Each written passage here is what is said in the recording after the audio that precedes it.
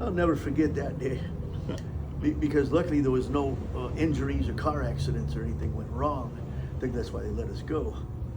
But yeah, there was all kinds of radical scenes. And, Some good stories there. yeah. My whole entire life is to someday be discovered and get a record deal. I mean, I haven't played a guitar in months and months and even years. Have not had a band in a studio to practice. And look how, without no practice, without no studio, without even my Fender Strat, look how well I did. You still got it. You still got it. Yeah. Just if I had someone to pick me up. So you go by Truckee.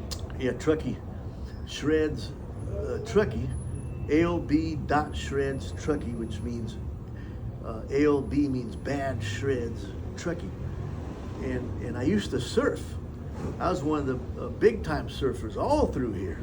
You know, every surf spot from Rosarita Beach to Newport Wedge and the Huntington Break and Pier Break and all the way across San Diego, and eventually would hit Staircase and Tabletop and County Line and C Street, you know, all the way up to Rincon and the San Isidro, Santa Barbara Rincon and the Santa Barbara Harbor Break.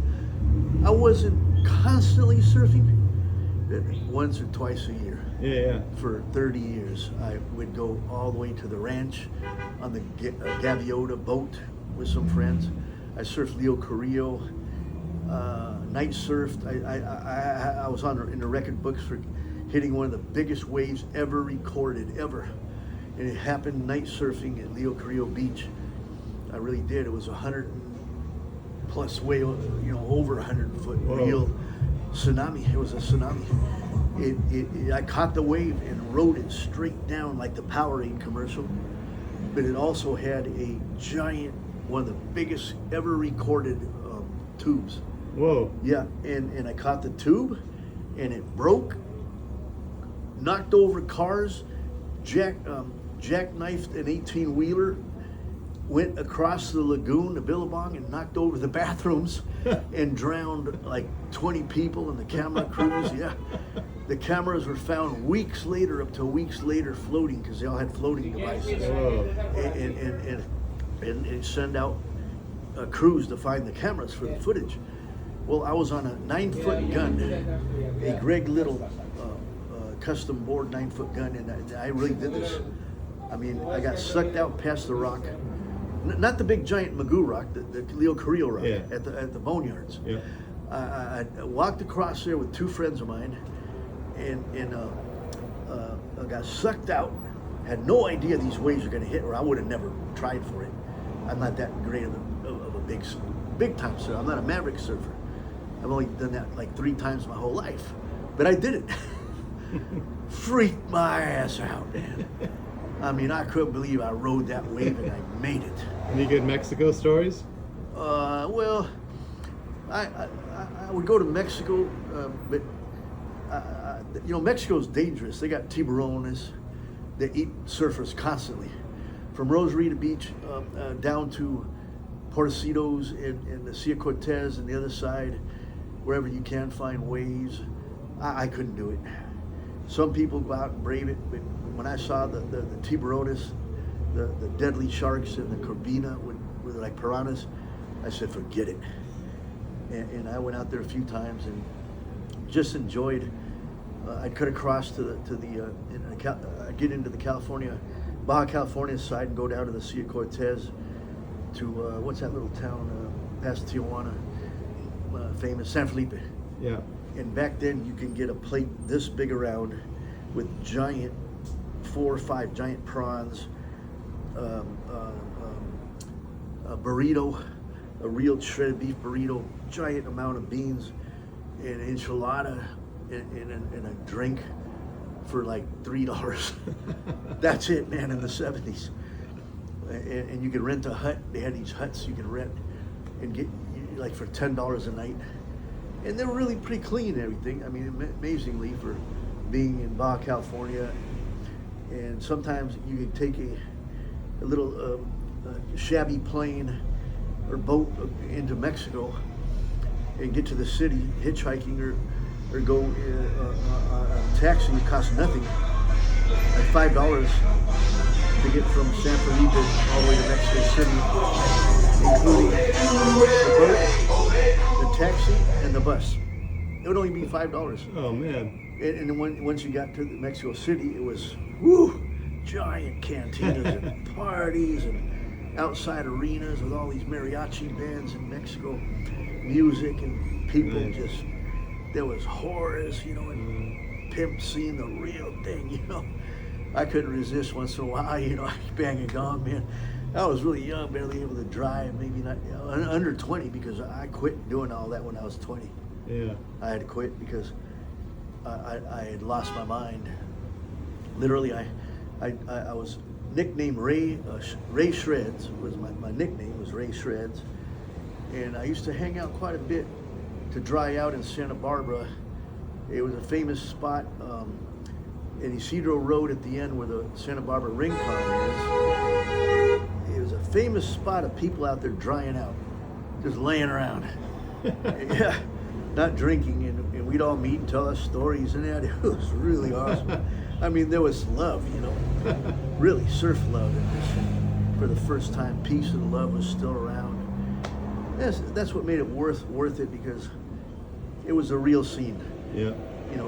And then eventually it spread to San Francisco, and the song, "Don't forget when you get to San Francisco to wear flowers in your hair," and all the scene hit there, and in Hollywood, Iron Butterfly was big, and Rolling Stones was starting out, 65, 66, 67, The Who, and they kicked them out.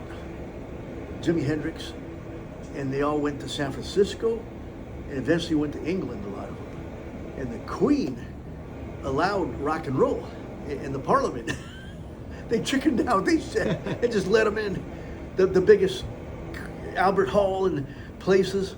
The Queen would show up, and they said they purposely chickened out for us to let us have the scene.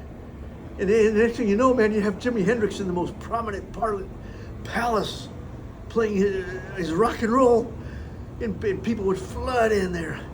And it became the biggest scene in ADCO. ADCO records started, and APCO records started, and the Beatles caught on to it. And this is before Jimmy was real famous, before the British invasion. It was like right before Monterey Pop Festival. They were in England or in San Francisco because they kicked them out of Hollywood. So here we have all these people now getting signed to Apple Records. Said, let's get in on this, man. Look at these Beatles. We got to sign them. So Abbey Road and the first White Album, all that, and the Beatles had beards. And they come out of Liverpool and join the Rockers. Man, it was a heavy scene. I could only go there kidnapped. Literally, people would kidnap me. I wouldn't let them rape me or nothing, but I was powerful. I had a stick always, and I had my backpack, and I'd get around all the way to England, San Francisco, England, and I hung out with the Rolling Stones a few times, and in their tour bus, getting stoned with them, and they would then start calling after a year there or something. Would start calling from Chicago, and the blues players, Led Zeppelin hit the scene. And they were calling them to Chicago, and they would pay the way they'd go. So a bunch of people went to Chicago, and Led Zeppelin boys, and they were the Yardbirds then, I think, starting out, and Eric Clapton, all these people would jump on these bandwagons and go to Chicago in the Checkerboard Lounge. And here you have the Rolling Stones playing with Muddy Waters, man, and no one could believe it, man. This is insane. Wow. They're from Hollywood, they're from Liverpool, they're in Chicago now. So then the band Chicago breaks out. And this Chicago singer, that badass singer in Chicago, he wrote the song 24, the 7, or whatever it is. I can't even remember. And the guitar player in this festival plays the baddest, hottest, longest lead in U.S. history. And everybody went wild. And Chicago then said, let's keep him. Nice. Yeah, there was so much going on. All right, let's hear one more song for you, then we'll cut. I'll do a blues song. Okay. And then what happened was, a lot of these blues players got together with like Led Zeppelin and them when they became Led Zeppelin after the Yardbirds and the Byrds broke up and that. And they took the blues songs and rocked them out. A lot of people did. My blues player was Rathbone McKellis. He was from Big Bear Lake in San Bernardino area. Okay, now here's a song that I got from, it's called California Blues. I got from Rathbone McKellis, and it used to be a very slow, like this.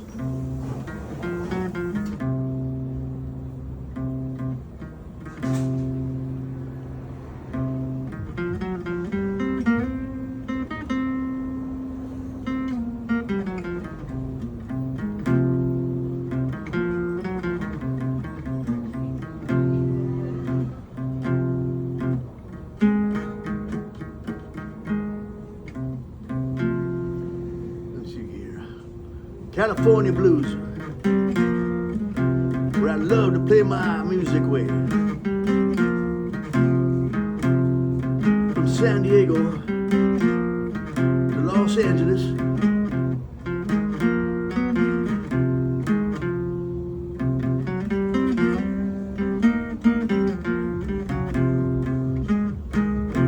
well, California Blues. Ventura Highway to Monterey.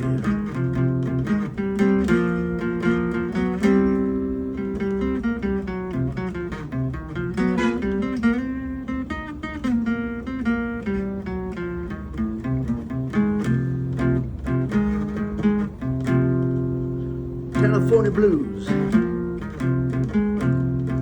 From Wairika to Eureka. San Francisco,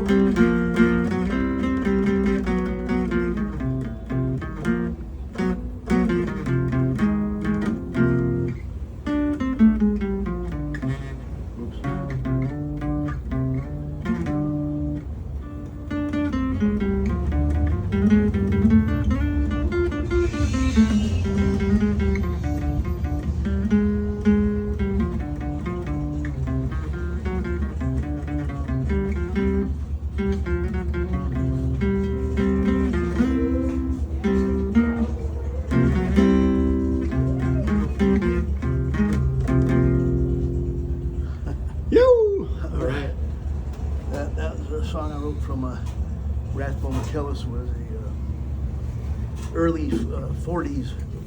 He was even around the 30s, and he wouldn't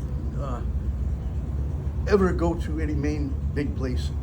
He would not. He refused to ever be signed to a major label, and he had opportunities. He's a very old man, and I think that he's from Big Bear Lake. Oh wow. Yeah, across from the Kmart, you know, in Big Bear Lake. Yep. There's a sign that says Rathbone Creek. And I think it was named after him. He had lived right there. Probably was. In his cabin, and they had tore down his cabin and built a mental ward there or something. And down on the other side, going towards Sugarloaf, there was a giant red log cabin resort called the Hollywood Resort. And it was really the place where the Rat Pack would go. And Marilyn Monroe and Katharine Hepburn in this. Well, remember that in the beginning I talked about the deadly combination of Martini, the Rat Pack, and these people. And when pot got up there, and mushrooms, and they were doing that. And what happened, Katharine Hepburn, they call it hemp. Yeah. Today hemp is a leaf they make clothes out of. Yeah. And we have bud and all that.